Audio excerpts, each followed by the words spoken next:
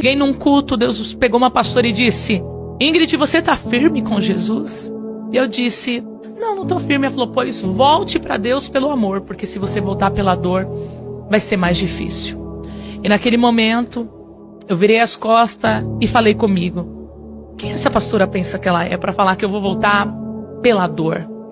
Deus vai me obrigar a voltar para a igreja? Deus vai fazer com que eu entre na igreja numa cadeira de roda, em cima de um leito, de um hospital? Que Deus vai pôr a mão na minha vida? Eu não sou obrigada, eu não quero ir para a igreja agora, eu não tenho tempo, eu sou nova, eu tenho uma vida pela frente. E olha o que fizeram comigo na igreja, expuseram uma falha minha, um pecado meu. E aí foi quando, passado-se esse tempo, o Richard chegou da escolinha, da creche, na época, 2 anos e meio. E naquele dia eu trabalhava numa cafeteria e eu trouxe um produto químico para limpar a casa, só que eu trouxe num copo plástico. Eu disse: chega lá, eu vou misturar na água, multiplicar, como se fosse um detergente para desencardir o chão, tipo um limpa-pedra, mais ou menos, para a galera entender, para os irmãos entenderem. E eu tava com um amigo que veio conversar comigo, vizinho, e eu derrubei aquele produto e restou só um restinho. Eu falei: não, mas esse restinho aqui dá para mim pôr no balde e lavar a casa.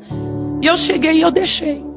O Richard chegou da creche, desceu.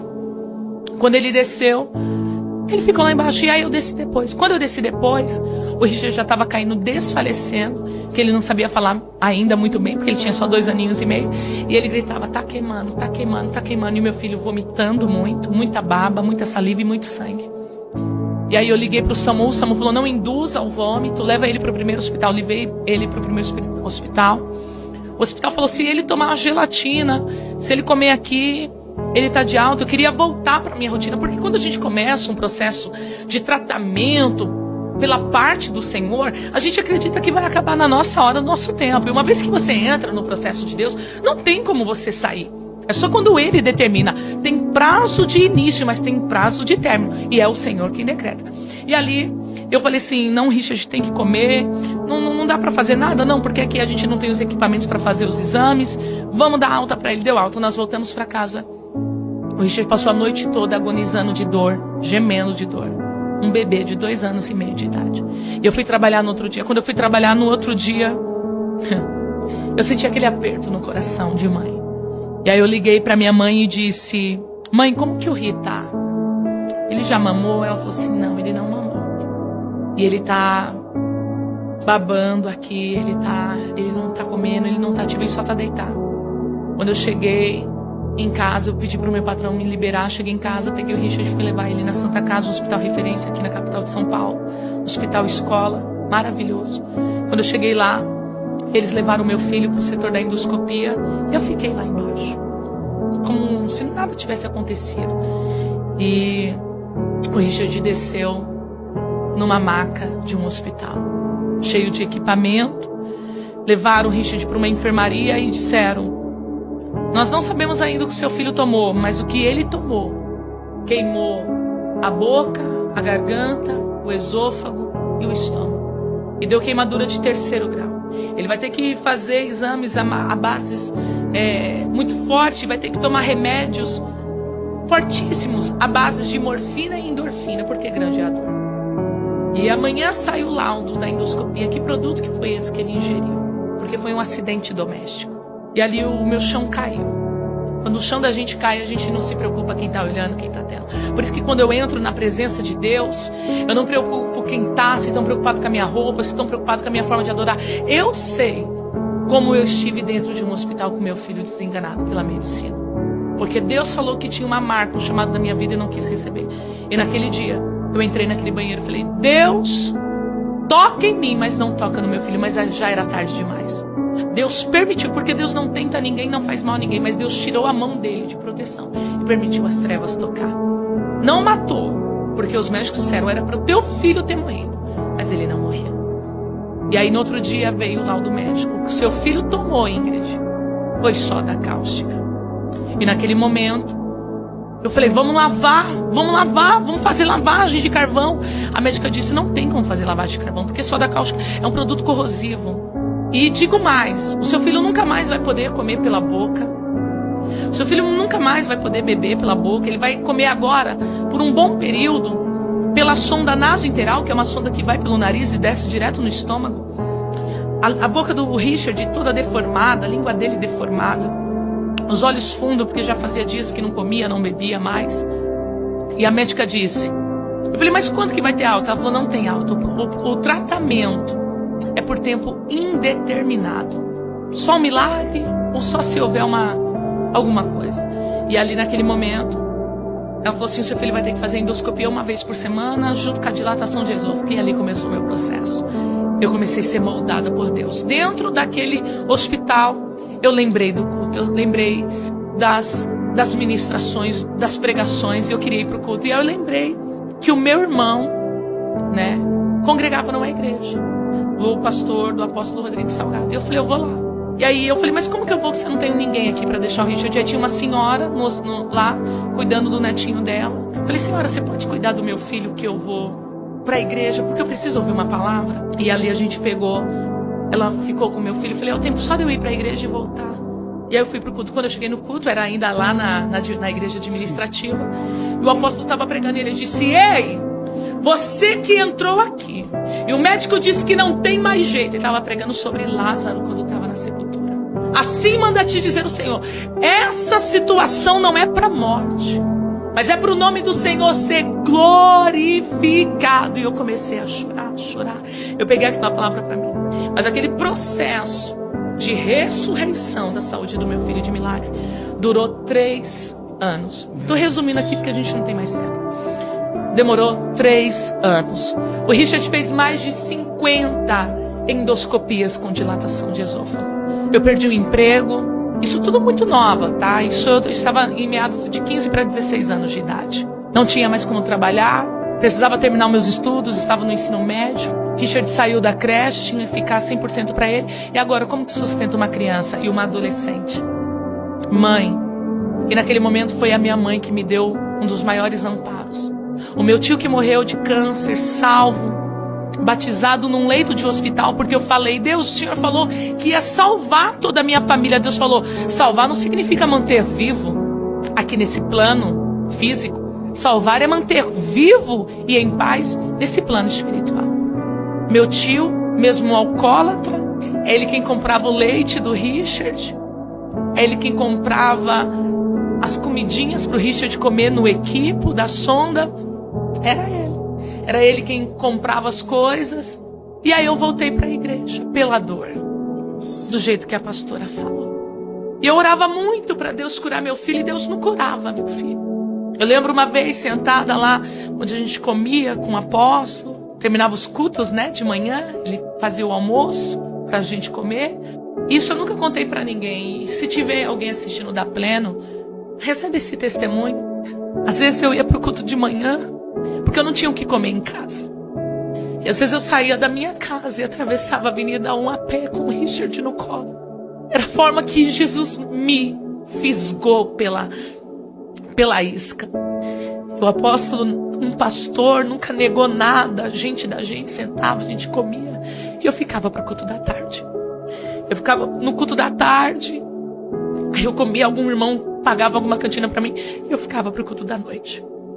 E Deus não curava. Aí um dia o apóstolo falou assim, começa a apresentar a comida do teu filho. Começa a consagrar a comida do teu filho.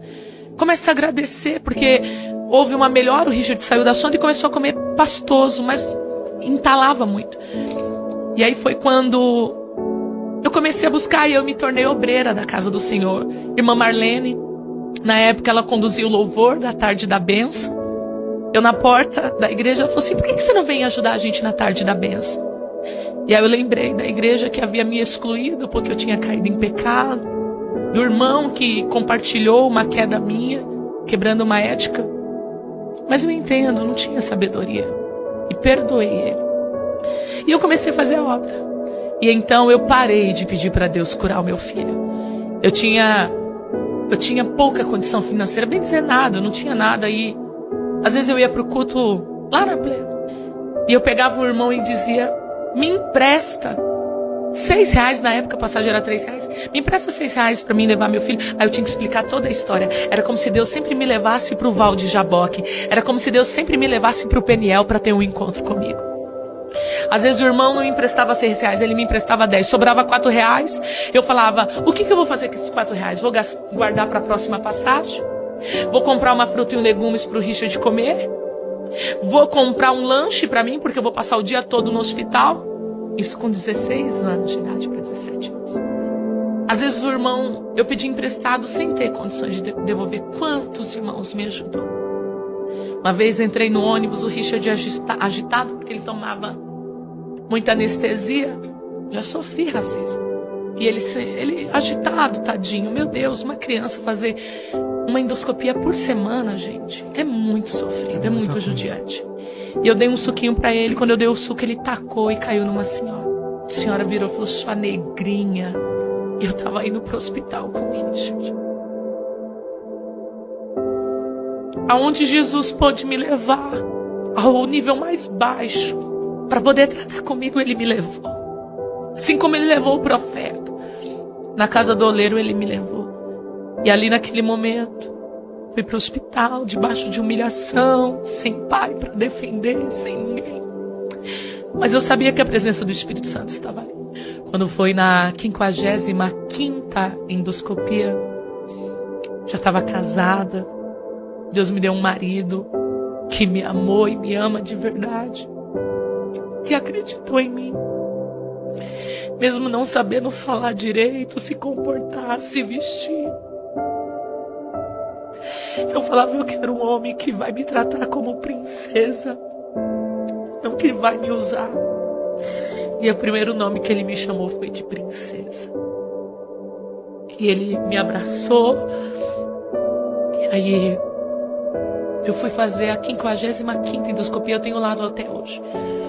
Quando cheguei, houve um alvoroço no setor da endoscopia da Santa Casa. Tenho provas.